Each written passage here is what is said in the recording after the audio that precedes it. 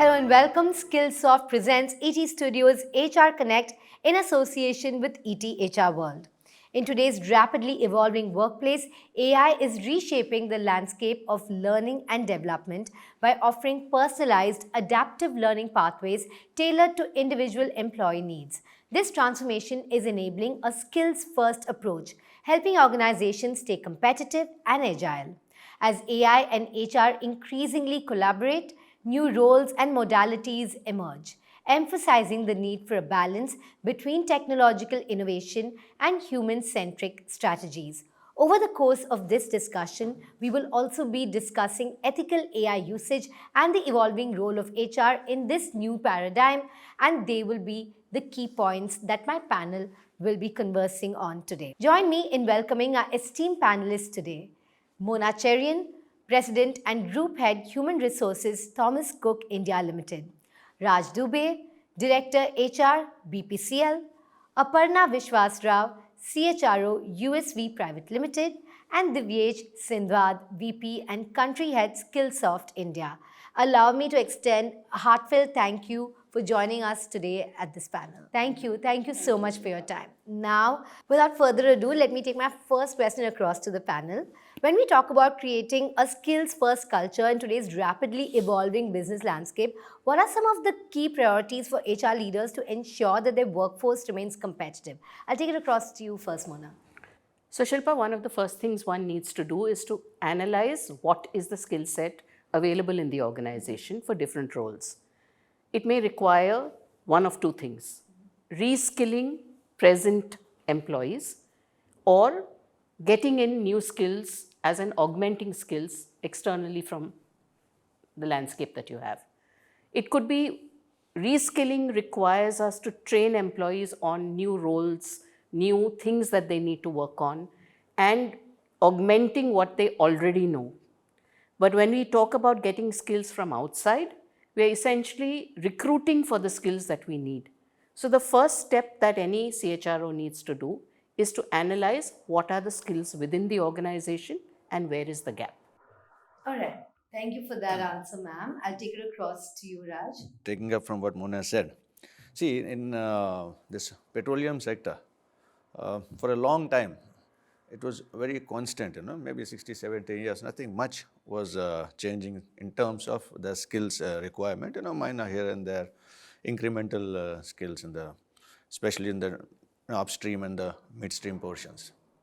But in the last 2 or 3 years, the kind of changes, it's simply cataclysmic changes as far as the petroleum sector is concerned.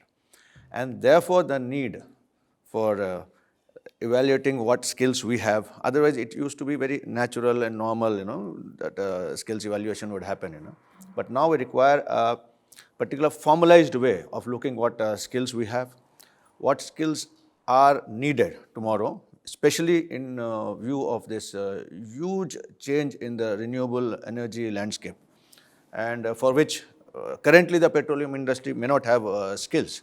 The skills are all outside. And then what are the skills required?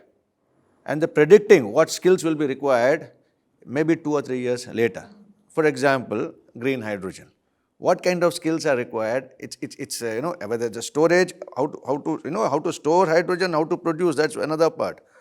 What you talk about skills in electrolyzer manufacturing, Now, and this technology is changing. Till now, we're not knowing whether this membrane-based electrolyzer is the only thing. No, it can change tomorrow. So therefore, the predicting what skills are needed, that becomes a key priority right now. Accounting for the unknown and predicting also for the future, so that these skills remain future ready. That's absolutely right. And that's a big challenge for you HR challenge leaders. As well as this can become a competitive advantage if we can predict earlier and get the skills from outside, because it becomes very scarce after a certain time. Yeah. Absolutely. Aparna, would you agree? Yeah, sure. Totally agree with what Raj has to share, because we need to have both like an inward-looking approach and an outside-in approach as well when we are trying to analyze the skill requirements for the future as well as for the present. And I think the petroleum industry example is relevant for the pharma industry as well, which has sort of registered a steady growth in the past couple of decades in India and worldwide. But today we are at a critical juncture where not just the business imperatives and the knowledge requirements, but in the way we are sort of shaping the industry per se, and the way the healthcare industry is shaping worldwide has led to a lot of repercussions. So most importantly, when we examine the skill set, I would like to share one very common example, and that is a digital mindset. Now, this digital mindset, just picking up a cue from what Raj shared just now, is required not just for, say, the senior leaders in an organization, but even the frontline medical representatives or even the blue-collared workers. So those are the kind of changes, exponential changes that we are talking of, not just incremental, and that would impact the way we define the skill requirements for the future. Certainly, some very interesting insights emerging from our panel here right now. My next question is to you, Divyesh. As the job market undergoes paradigm shifts, the premium on skills is increasing by the day. How do you see the evolution, and why is it important for companies on being skills first? Thank you so much. So, first of all, it's great to be here. And I would like to, answer that question by building on to what I just heard. Now, if you look at it, the job market is going through a paradigm shift, like you just said. And what are the reasons behind it? Technology advancement and adoption, change in terms of the business models, okay, given the technology disruption and all of that. And Raj mentioned about having that competitive advantage, okay. Now, if you look at all of these shifts which are happening, organizations are seeing that with these disruptions overall, okay, there is a shift in terms of the roles that were traditionally there. Most of these old traditional roles are actually going through a transformation in itself. They are either getting phased out or they are getting redefined. And with that, skills is becoming more important.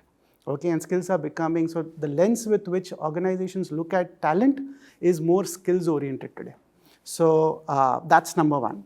Okay, now why is this an opportunity I would talk about is because, first, it allows you a lot of agility and adaptability. If you have the right skills within the organization, you can be agile and you can actually capture the opportunities which are coming up from a business front. That's one. There was a conversation around build versus buy, right? So when you are talking about buying talent, let's say, I'll address that first. The moment you move away from traditional to a skills approach, your talent pool that you can tap in, gets multifold. You can tap into the talent which has the right skills across, which traditionally you may not approach. Okay, when it comes to build, okay, that's where the business case is in terms of reskilling, upskilling, and all of that, which is the buzz right now. Okay, and finally, when you talk about employee retention or engagement, there again, it is absolutely important because employees also recognize that skills are going to be the currency of the future. And the moment organizations are investing in learning programs and developing their skills and capabilities, they know their career is getting foolproof. They can help the organization capture those opportunities in the future. And at the same time, I have that loyalty and I have that, that level of comfort that, okay, given the investment in my skilling, I can continue in this organization and look at that. Otherwise, they'll look at some other opportunity somewhere else. So that's where it is. So there are merits in terms of looking at a skills-first approach to answer your question, given these shifts and dynamics that are taking place in the market. Yeah, absolutely. And I don't think any organization now is looking at just traditional credentials, and world over organizations are putting skills first for sure. Taking this across to you, Raj, in the context of skill development, how have you seen the role of HR change over the years, and what new challenges or opportunities have emerged? In terms of skills development, I would look at petroleum sector first, taking a cue for him. Now HR would like to give a visibility to an individual when he joins the company. Every role, for example, every role in the company is mapped with a specific set of skills, right? So now when a guy joins a company, he gets a visibility of what skills are required to do what roles and what career path one may take to reach a particular place which the person aspires for. So one thing is capturing the aspirations, and then the person is very clear that these are the skills which are needed. Now, to the whole purpose now of HR is how to impart those skills. So, one usual way would be looking at a training issue. Another way would be, and more important for me, is to look at what kind of on the job, things which happen on the job, which would give him that skills. Then certain leadership skills, which a person would like to, to reach a certain position. Now, unless this person is exposed to a certain set of conditions where he can actually experiment with those skills, it's not possible to say that he has already acquired those skills, with whatever training program the person, it's like a test of fire, or a trial by fire. So that kind of a thing. So this is now the emphasis of HR in skills development has changed to this extent now. Okay, yeah. The second part is on the behavioral skills part.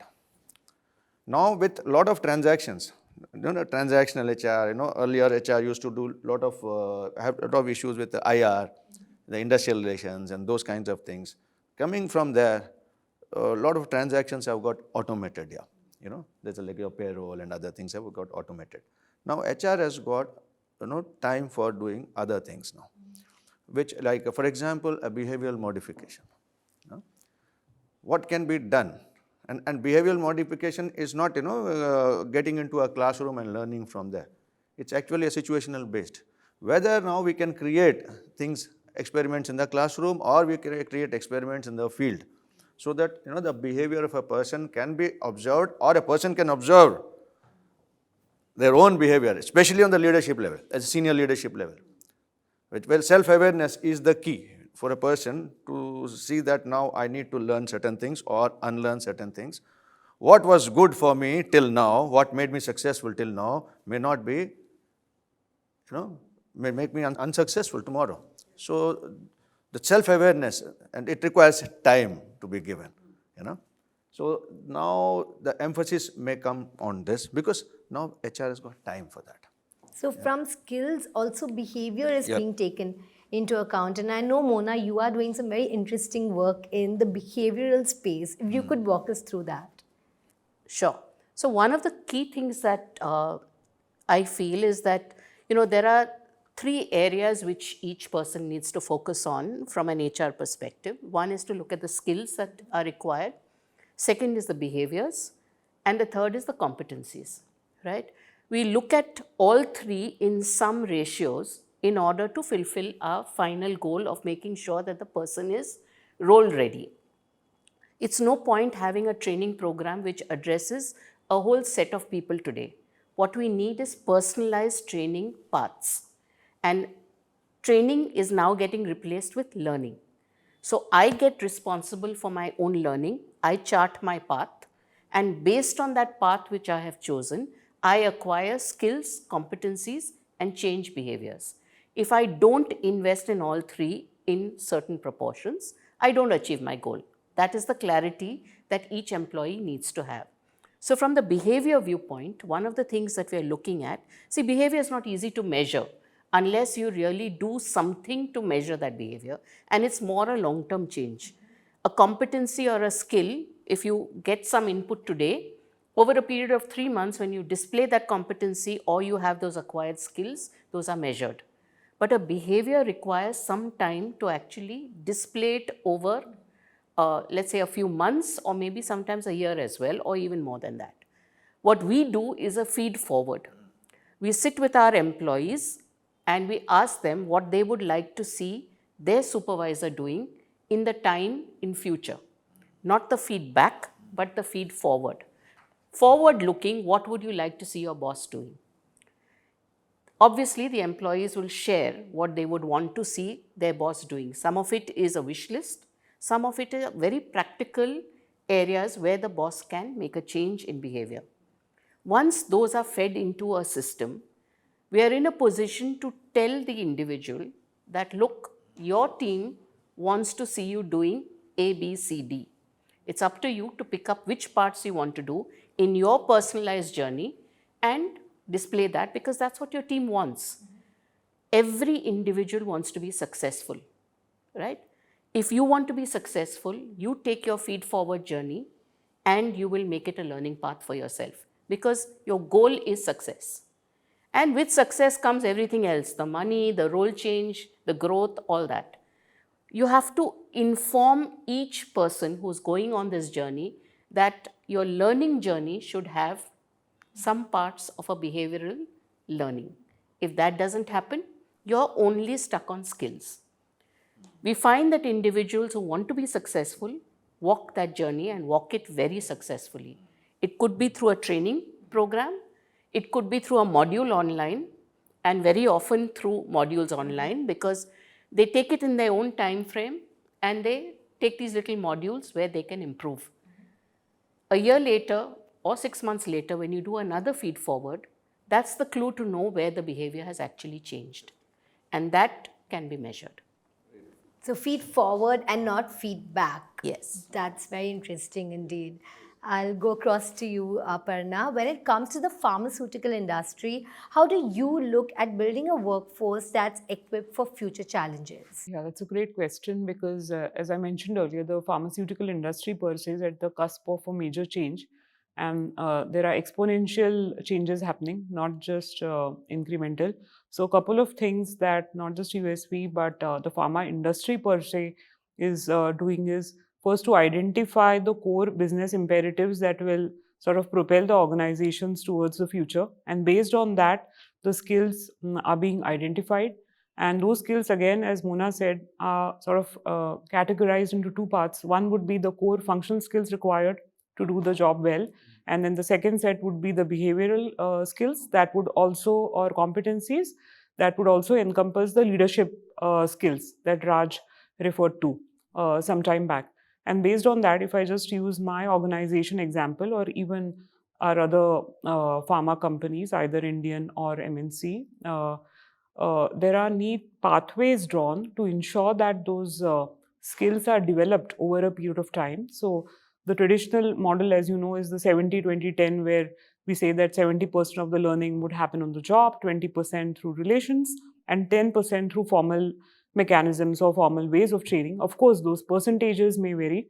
So what happens then is we draw pathways for the organization per se, like an organizational capability building plan, and then it sort of percolates down into a functional plan, as in a function-wise plan, say a plan for the finance department, a plan for all the plants, or a plan for the R&D department.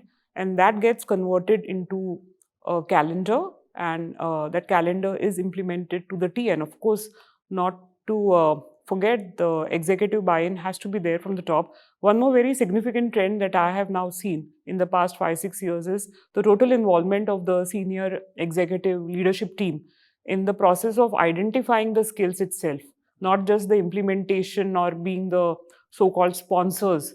So there's an end-to-end involvement and buy-in of all the leaders in the organization. And I think that has led to wonderful outcomes in terms of not just making the organization's future ready, but also ensuring that individuals own the learning pathway that has been carved out for them, and then they implement it with the help or support of the organizational resources. That's a tall order, looking into the crystal ball constantly. Now, I'm going across to you, Divyesh. There's a lot of conversation around how AI can support L&D. From your perspective, how do you see AI influencing or reshaping how we approach upskilling and reskilling in the near future? Interesting question. And why I say this interesting is because if you look at it, most of the use cases around reskilling and upskilling are because of the technology disruption and the impact that is there. And we are talking about AI, which is a technology to solve that problem again. Yeah. So if you look at it, overall, I believe that one of the best use cases for AI in particular within business is around learning and skilling, reskilling. There's a lot that everybody is talking already about personalization. Okay, personalization, was one of the first areas that we saw impact of AI. Curation was another area within that, to make it more relevant to the learner and the context of learning. Okay, and bring that content given the vast repositories that today everybody has and what is available in the market. Okay, so that's one. But then I think a a big impact is going to come in from the way we learn and the fact that everybody learns differently. Okay, and which is where AI can do things today which were not possible earlier. So, for example, when it comes to behaviors, okay, and Mona and I were discussing before this, it comes to how do you basically provide that opportunity to role play. Okay, traditionally you can't do that with masses of thousands of employees and all of that. You do not have the bandwidth, okay, to facilitate that kind of role play, and simulation play a big role here today with AI coming into picture. So we have, for that matter, Skillsoft has launched something called KC, okay, which is a situational, scenario-based role play, allows a learner to experiment in a safe, secure environment, go through the role play, mirror somebody, or basically play an active role in the role play. At the end of the role play, it will give you, using AI, there's an algorithm behind it and all of that, it's ring fenced to keep it secure and safe and all of that. But then it will give the learner very clear analysis in terms of what are those areas that they have not been able to perform so well in, a different perspective to managing the situation, and a rating. And the beauty of it is, the person can go back, take that feedback, replay the whole scenario, go back and replay the whole scenario multiple times, and that's where you move the needle by driving that level of repetition, by driving that level of self-realization, driving that level of practice to basically take the learning from the classroom or a digital medium to actual implementation on the job. Okay, and that's where I think AI will play a very big role. There are other areas also, like gamification is there, areas around if you talk about what are the in-demand skills, given the nature of AI and the ability around, processing large volumes of data, it can throw up a lot of insights in terms of what are those skills that are going to be required, analysis around what are the skill sets that you have in the organization and where you need to go and all of that. But then I think in terms of modalities, it will have the highest impact. It's very cool to see how it's providing a safe space for employees to train and, as you mentioned, retrain as well. And I'm sure it's speeding up the process because it's so conversational right now. Now, from an HR perspective, Raj, while AI offers many possibilities, in your view, what areas of L&D are ripe for AI integration, and where do you think the human element still remains essential? One thing is, overripe actually. It is already getting implemented all over. We have also implemented, on the Darwin Box platform, on the personalization of learning. Like she said, everybody wants to learn, their own way. And with this technology, AI, it is possible to offer people different ways of learning, whichever suits them. Which earlier we used to only have, through listening mostly, and visuals came in much later, and the kinesthetic element was always missing in a classroom session. But now they can get it. Having said so, where the human element comes in, where HR needs to intervene, is where would you provide time for that person to go through all this learning material? I think very little thought has gone into this, because already a person is inundated with so much on the job, off the job. I mean, huge amount of the data from the net, coming all over him, and the kind of productivity requirements which are increasing, exponentially. That's where. Now, where do you give time for that person to go through? So that's when the human intervention comes in. It's not easy to develop, to force a structure to give a separate time for that person. In earlier case, the guy used to be called for a learning session, used to be away from the workplace. You see, one needs to look at the mind also. Mind should be free for learning. So that isolation was provided earlier, but now, how would you do that? Now, that is a human element in that. Okay. So there are other areas which are getting ripe. What I was looking at is like we have this talent review process, where every person in the organization is discussed through his line manager and the skip level manager on his the journey, 1 year journey, and what are the competencies, those kinds of things are discussed there, and which role the person might suit, what is the leadership position he is aspiring, his aspirations is taken into account. Those kinds of discussions happen at the highest level. A lot of time goes into these discussions. But where AI helped us was to give a 360-degree view of that person. It's not only what line managers are saying, there's huge data on that person. For an example, in a small thing, in the ideas platform, this guy has contributed on ideas and he has been rewarded. In a case writing study, this guy has been rewarded. So huge number of forums we have, and the data from there, and there are some recognition, some appreciation from some other quarters, from the peers, from the customers, huge amount of data. Now we are in an assessment center data, especially curated data of an assessment center. It's not only scores, numbers, 3, 4, 5. It's like the curated data, qualitative data. Yeah. So when that comes in, now the discussions become so much rich because of the 360-degree view of that person, and every person in the panel has that same. So we are not a proprietor. HR is not a proprietor, no longer a sole proprietor of that. Everybody gets access to the information and the guide gets discussed along. Then after all the discussion happens, lot of notings happen here, people keep noting here and there, and then to combine everything and the feedback to be provided to that person. Okay, what has been discussed about you? Now this used to be a huge exercise. It used to take, in fact, more time than the talent review process itself, giving a feedback. Now AI, what it does, we put in everything there, and it gives you a summary of all the conversations and notings, not the conversations for that matter, whoever has noted it on the notebooks and other things. It gives a summary of that, and that summary is sent to that line manager to provide feedback based on that. Now, it has helped in this way. Okay. So this is one area, I think, which is not right, but we have been using this.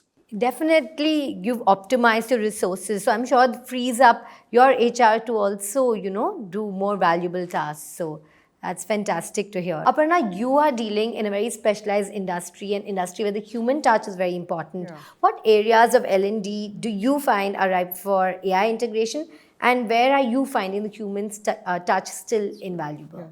Again, a very great question. So picking a cue again from Raj, I think we are at, again, a time where the amalgamation of both AI and human touch is really necessary to make our L&D function more effective and, provide the outcomes to business. So what I've seen now is, as far as content creation is concerned, or providing feedback is concerned, post the training, those are the areas where AI is really helping us. Or as far as the medical reps are concerned, we have a lot of data strewn all over the country of the high-performing territories or even the low-performing territories. So what are the variables that really help in terms of making the territory or the area high-performing or the area low-performing? So those are the kind of analysis that AI has really helped us. So it's like an intersection of the L&D field and the performance management field. And then based on that, the inputs are thrown up that help us carve out a learning path for those individuals. At the same time, the human element is really important. So if I talk of things where absolutely AI can only complement but never replace, would be coaching and mentoring. So where individualized attention is given, especially say to the senior leaders in terms of developing their leadership skills, or when you're talking of culture building, productivity improvement kind of measures that span the whole organization or say a few areas of the organization. Those are areas where the human intervention is really required. Another important area where human intervention is required is when you're talking of team building and collaboration kind of measures. So while AI as a tool can really help us in the process, but it's the human mind that is actually working on sort of devising the intervention and then putting all the coordinates together or the varied aspects together and carving out the plan. So these are the areas where the human intervention will continue and is continuing. And especially one more important thing that I would like to mention here is when you are talking of emotional intelligence or when you're talking of providing the necessary support to an individual, especially in times of change, and we are going through rapid change as we discussed since quite some time now, I think that is where finer understanding of nuances of human behavior would really help the process. So for us now, it is an added responsibility, or I should say an added skill that we need to enhance ourselves with to ensure that we do our jobs well. So both AI and human interventions have to coexist to ensure that we are able to create that kind of impact in organizations. AI is still only mimicking human empathy, but it's not quite there yet. So definitely. One lovely things you said about coaching part, Yeah. and where human intervention is absolutely what we think is, it's required. There's also an AI element there. Yes, there is. There's an AI element There there, is. where it will help you. See, it's like everybody, doesn't need not go through a huge coaching session. Coaching session. It's a very, another kind of exploration there. But you get, lot of inputs. Yes, Correct. yes, From definitely. AI, online, real time, and which you can use to coach. Not in a extremely professional way, but better than what it is being today. Yes, yes, definitely. We are using that, especially for the middle level or the junior level folks. But especially as far as the senior leadership positions are concerned, or coaching for the senior leaders is concerned, that is where the human touch, I feel, is really important. And of course, AI-based coaching and mentoring is really amazing, and we have seen it yielding good results. Another area, Raj, having said this, I would like to add is mentoring is one area where the human intervention or the human touch would continue, because those are the personalized experiences which the mentor is sharing with the mentees. And that's why even if AI advances to another level now of proficiency, I think these are the areas where the human touch would still exist. So, Aparna, I'll just step in here. While I agree with the mentoring to be done by the human touch, and I fully agree with that, matching the mentor with the mentee Yes, is where definitely. AI That's steps in right. completely. Exactly. That is Very true. really extremely important. So we use what is called positive psychology, and we use the strengths approach. So when we look at the strengths approach, which was started off by Gallup, if I have to complement Raj's skills with my skills, AI helps me in matching what are his skills and his strengths and my strengths, and say if we work together, we have a more positive result. And that is why it is important to integrate both. Both, of course, And yeah. I don't think we can say human versus AI. No, not at I all. think the They hybrid coexist. model works perfectly. Yes, yes. We have to coexist. It And has in to fact, let me, coexist. I couldn't agree more, to what Mona and Raj have to say. So let me put it this way. All our transactional work, and he gave a fine example of the talent review process, or you gave this example of the mentor-mentee identification or matching exercise. I think a lot of these transactional activities are currently being minimized or being done in an optimal way with the help of AI, and the human touch or the human intervention is only getting enhanced Yes, with AI. absolutely. It is, More time, it's actually. So happening. I'll give you Yeah. our perspective. So from a Skillsoft point of view, because obviously we are on the other side of the table, right? So how we are seeing it is exactly how you've narrated here. Now we have a coaching platform, and what does coaching platform does is that uses AI algorithms and all of that to match coach and coachee, make coaching available at the level, like you said, even at the mid level and all of that. Because today, more and more organizations are looking at coaching as a medium to drive performance, okay, and build that capability across the organization, given distributed work, given the complexities that have gone up and all of that. And that's where I think where AI is going to support is basically that level 1, level 2, level 3, and increase the canvas of what you can do with the human element coming in and doing that value addition, okay, where you can actually see the best returns, okay, and moving on those mundane activities at level 1, 2, 3 to AI or applications which will do that. And that is where I think we are moving, like you rightly said, that's where it will. The safe space. Exactly. The psychological safety is very important as far as, whenever you discuss about human behaviors and the corrections. Correct. So I think that one. So I'll give you, and I know we are taking a lot of time here, but I'll give you another example of how we are doing it. So for example, earlier video-based courses, which have traditionally been available on an online platform, used to be, a monotone, right? One way, this thing which was there in terms of learning. As a learner, I didn't have an opportunity to go back and clarify if there are any questions and all of that.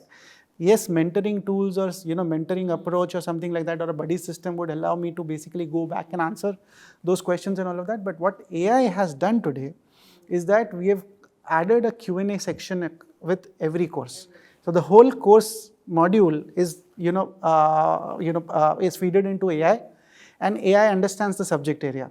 So as I'm going through the course, if I have a doubt or a question, I ask a question, AI answers it first. And then I have an option. It's a dialogue which is there, okay, and it gives me that instant engagement, okay, to look at different perspective. And AI today is intelligent enough to basically have a conversation there, not just give you feedback saying that okay, A plus B is equal to C, but it can tell you more in terms of why A and B is equal to C also. Okay, and plus you allow the next level of support coming in from the mentors, where you have an ask an SME or a mentor support button, which allows you to pick an SME from within the organization and do.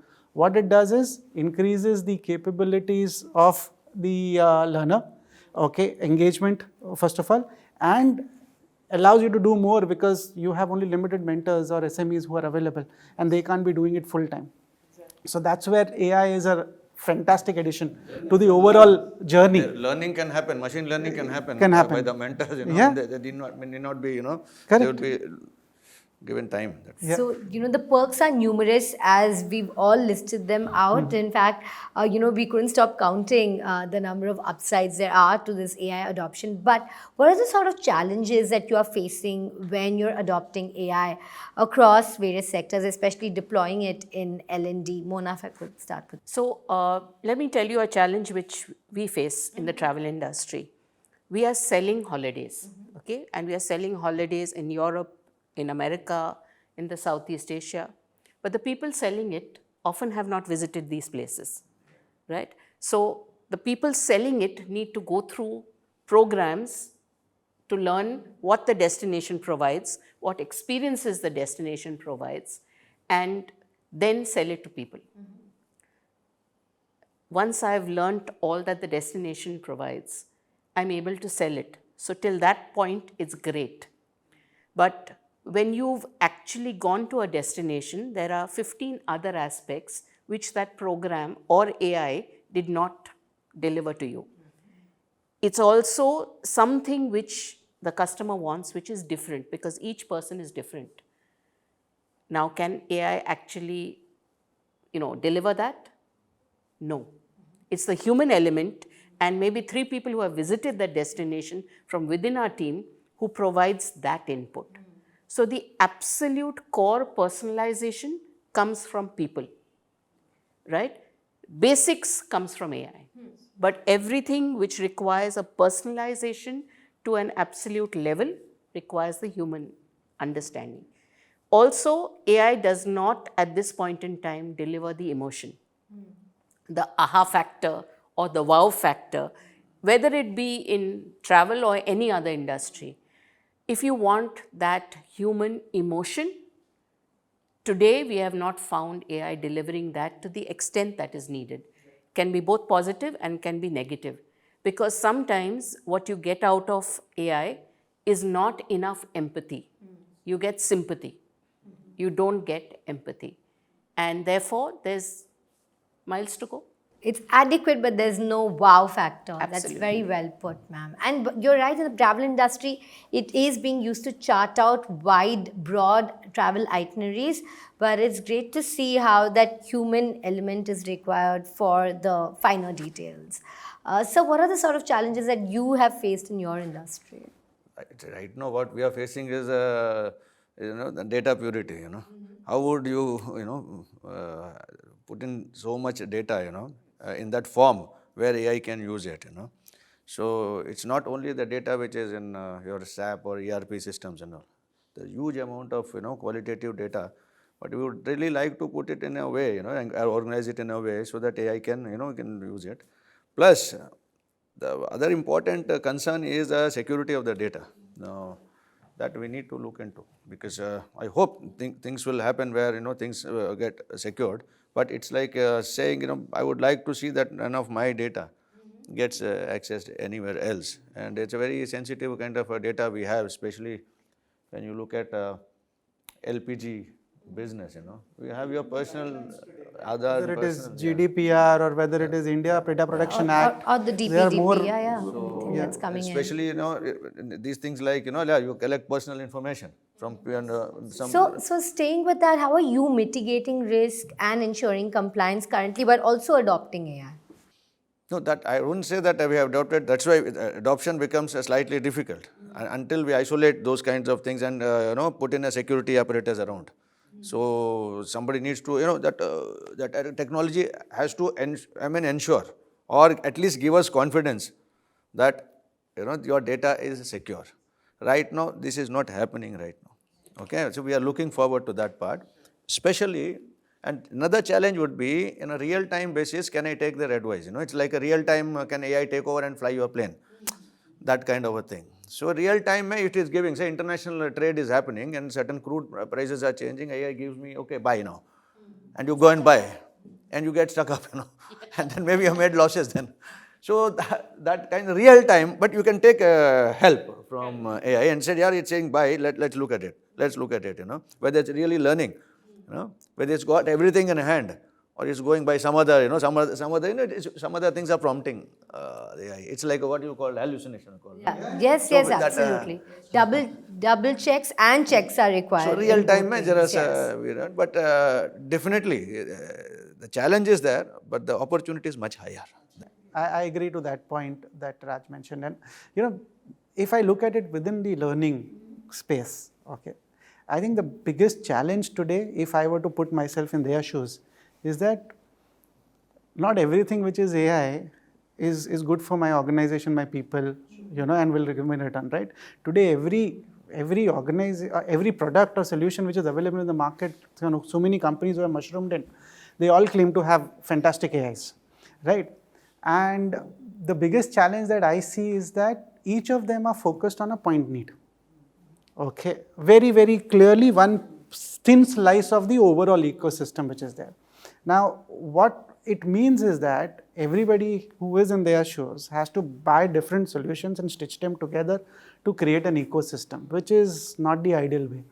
And that's where I think some of the organizations, including Skillsoft, are moving, where what we are trying to move, given our pedigree is, and our legacy is completely a learning organization. Okay, we have moved away from that, and today we are trying to move into a workforce transformation organization, where whether you talk about an engagement AI platform, okay, learning experience platform, to content, which has been our bread and butter, okay, to coaching elements, to simulations, to labs for technology learning, to services, we are stitching all of that together and making it easier for organizations to drive that outcome using AI across the board. Because the true value of AI will come when everything talks to each other and you can basically look at insights and combine them together to make certain decisions and drive that outcome. Otherwise, it doesn't. Break down the silos. You have to break down the silos. Yeah. Some things AI can't do. Yeah. Take That's a focus okay. group discussion. But one thing you see, there's a learning phase, you see. Yeah. So when you look at, when he says this incremental way where you learn, okay, you can put AI here. Like it's like, earlier days, your databases. Before SAP came in, you had your databases, discrete databases and all. Then you learned how to manage them. Then when SAP came in, it became, that much easier actually to implement. So maybe that's a learning phase which is happening, and then actually people are waiting for these kinds of, common platforms to offer, across the board. But to take what she's saying, there's some things AI can't do. No, absolutely. Let's accept it. A focus group discussion. This discussion, AI you can't have AI come in.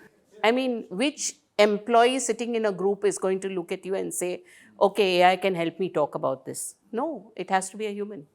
So we need to accept that AI has its place, very interesting place, but humans have their place. For now. For now. For now. For now, very exciting place. So I wanted to mention the same thing, that there aren't too many use cases about how AI can be used in a comprehensive way. But having said this, we shouldn't restrict ourselves. It is almost like, say, using mobile phone or digital payments. When it started, we did not really have much information or training around it, but we just went ahead, and then even the highly literate to the even illiterate folks started using them. So I think it's the same way in which we are progressing. However, there has to be a word of caution here as far as information privacy or the overall information or data sanity and sanctity is concerned. So if we take care of those things, and I think we are moving slowly in that direction, but we haven't yet arrived there. So that is the challenge that I see. One more important challenge that I see, I don't know if others have encountered it, is people who come from sort of a legacy mindset way of thinking and who are really doing their job in a great way. Say for example, if I take a sales rep who's like really high performing, etc. Now he may wonder, how is AI gonna help me in times to come? And then how do we sort of convert those people to embrace AI? That is also a kind of challenge that organizations are facing. Or I could extrapolate the same example to other areas also, like manufacturing or R&D. So while some people are embracing it fast, some may take a little time to embrace. But yes, the journey has begun. It's been a very comprehensive discussion indeed. I've gleaned such interesting insights over the course of this discussion. Thank you so much for joining us today. We're absolutely out of time, but I have so many more questions for you. It's been very enriching for me, and it was an absolute pleasure speaking to all of you. Thank you, Shilpa. Thank you so much for joining me today, and thank you for joining us. And remember to stay tuned for more such insightful conversations.